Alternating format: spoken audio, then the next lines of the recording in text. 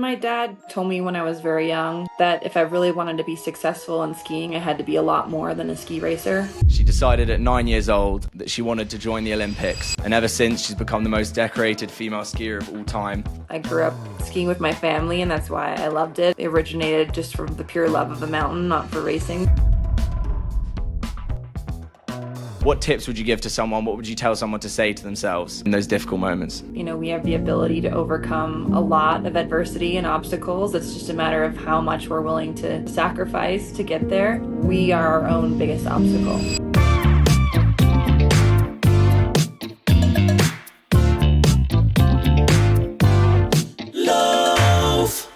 But now for the maybe a bit more heavy stuff, we're big fans and we did a lot of research before this interview. But maybe for our listeners, for those who might not know you or only know you by name, we were wondering, who is Lindsey Vonn? And maybe you could introduce yourself a little bit.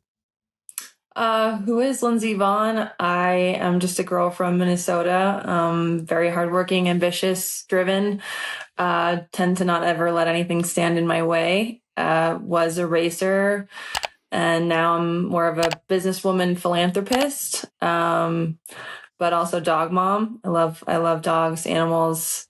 If I wasn't a ski racer, I'd probably be a veterinarian or something like that. So that's pretty much me in a nutshell. Also clumsy, fun fact. So it's funny that you're clumsy as a ski racer, but I'd say your trademark maybe as a ski racer, and you say this in your book, is that you don't put much emphasis on the talent really, but on the hard work and on that mental toughness. So when you first won Olympic gold, for example, you had a shin injury, you've torn your ACL.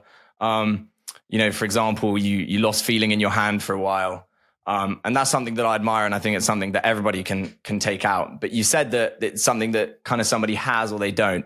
For somebody who has it maybe, but it's looking to cultivate it, what tips would you give to someone? What would you tell someone to say to themselves in those difficult moments?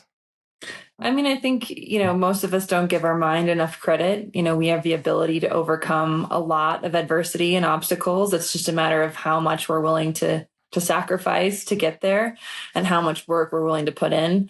Grit is, I think, the biggest determining factor of success in any avenue of life, whether that's in business or in sports, because generally the most successful people are not the most talented, but they're always the hardest working. And Grit is actually my favorite book by Angela Duckworth, and pretty much sums up my whole life motto in a book. But yeah, I mean, I think if you're, trying to achieve something, I just think that you shouldn't let anything stand in your way. And most of the time, we are our own biggest obstacle. So we have to, lean into ourselves and have that self-belief. And if you don't have that, then you're probably not going to make it.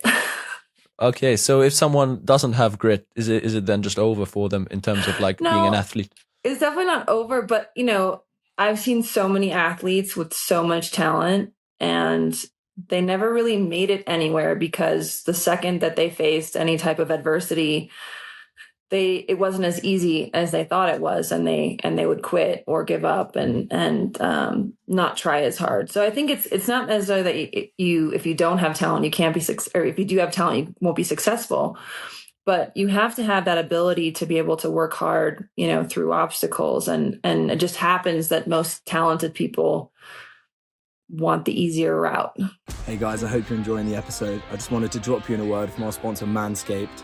You can use the discount code LOAF to get your discount, because even a lion needs to tame its mane. Get the Performance Package 5.0 Ultra from Manscaped now. Stay fresh with no cuts, so that your baguette leaves no crumbs.